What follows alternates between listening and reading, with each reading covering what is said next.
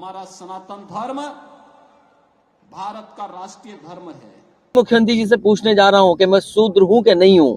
राजनीति में रणनीति समीकरण से लेकर कई मुद्दे मायने रखते हैं, लेकिन सबसे ज्यादा जरूरी होता है माहौल। बीते कई सालों से देश भर में बीजेपी के सामने विपक्ष माहौल बनाने में कामयाब नहीं हो पाया है, लेकिन अब विपक्ष भी हमलावर है और रणनीति पर काम करता दिख रहा है। राहुल गांधी भारत जोड़ो यात्रा की कामयाबी से कांग्रेस के लिए और विपक्ष के साथ मिलकर माहौल बनाने में जुटे हैं, तो वहीं बिहार में नीतीश के साथ तेजस्वी हैं, उत्तर प्रदेश में अखिलेश यादव इस माहौल को और बनाने में अपना योगदान दे रहे हैं। जातीय जनगणना के मुद्दे ने बिहार ही नहीं बल्कि देश भर में बीजेपी के लिए मुश्किल खड़ी कर दी है। बिहार के शिक्षा मंत्री चंद्रशेखर के रामचरितमानस पर दिए गए बयान के बाद समाजवादी पार्टी के नेता स्वामी प्रसाद मौर्य ने कमान संभाली, तो अखिलेश भी इसी पिच पर बैटिंग करने लगे। बोलता हिंदुस्तान पर मैं हूं आपके साथ मिर्जा शाकिर अली बेग। अखिलेश यादव ने जब ये कहा कि बीजेपी के लोग उनको शूद्र समझते हैं, तब बात साफ हो गई कि समाजवादी पार्टी किसी बड़ी रणनीति पर काम कर रही है। स्वामी प्रसाद मौर्य ने रामचरितमानस की चौपाई का हवाला देकर शूद्रों का सदियों से हो रहे अपमान का जो जिक्र किया था, अखिलेश ने अपने बयान से उसे और पुख्ता कर दिया। अखिलेश ने बीजेपी पर यह कहकर आरोप मढ़ा कि बीजेपी के लोगों को इस बात पर आपत्ति होती है कि वो मंदिर जा रहे हैं, साधु संतों का आशीर्वाद ले रहे हैं, बीजेपी उन्हें शूद्र समझती है। अखिलेश ने खुद को शूद्र बताकर पिछड़ों के साथ दलितों को खुद से जोड़ने का दांव चल दिया।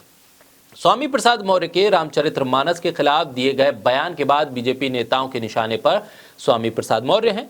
साधु संतों की तल्ख टिप्पणी स्वामी प्रसाद मौर्य के खिलाफ देखने को मिल रही है।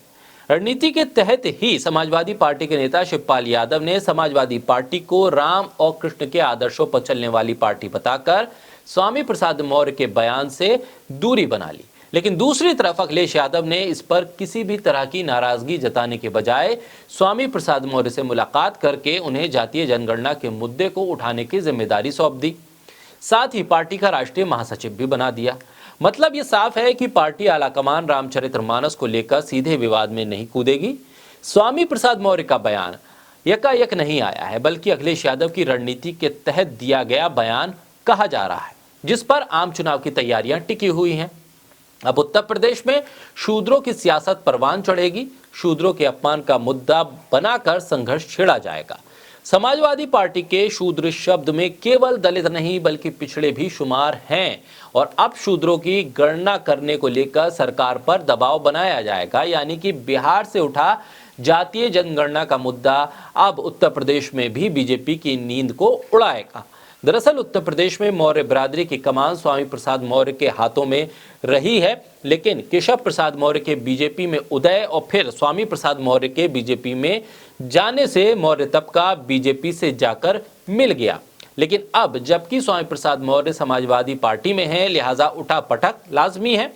मौर्य बिरादरी का एक बड़ा तबका बुद्ध का अनुयायी है, जो हिंदू धर्म के रीति रिवाज और देवी देवताओं से खुद को जोड़ नहीं पाता है। ऐसे में सोच समझकर स्वामी प्रसाद मौर्य ने रामचरितमानस को जरिया बनाकर मौर्य बिरादरी को अपने पाले में लाने का दांव चला है। साथ ही जातीय जनगणना के मुद्दे से इसे अटैच करके और मजबूती दी जा रही है। अब सिर्फ मौर्य ही नहीं बल्कि कुर्मी बिरादरी, निषाद सहित पिछड़ी जातियों के छोटे छोटे ग्रुप्स को भी साधने में इससे मदद मिल सकती है। स्वामी प्रसाद मौर्य चूंकि मौर्य समाज से आते हैं, ऐसे में बीजेपी के स्वामी प्रसाद मौर्य पर बहुत ज्यादा आक्रामक होने से मौर्य बिरादरी में गलत संदेश जा सकता है। बीजेपी इसे बखूबी जानती है। ऐसे में सीएम योगी आदित्यनाथ ने सनातन धर्म ही राष्ट्रीय धर्म है ये बयान देकर जातीय मुद्दों को हिंदुत्व के मुद्दे से काटने के लिए एक रास्ता निकाला है।